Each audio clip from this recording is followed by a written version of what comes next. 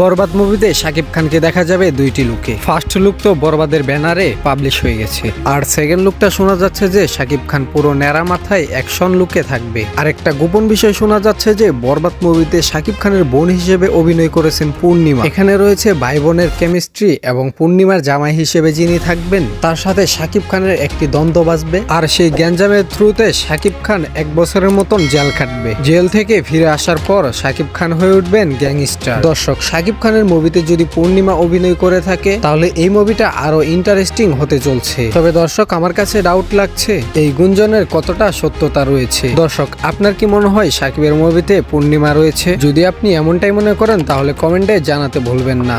অবশ্যই আপনার মতামতকে প্রাধান্য দেওয়া হবে। আপনার গুরুত্বপূর্ণ মতামত অবশ্যই কমেন্টের মাধ্যমে জানাবেন।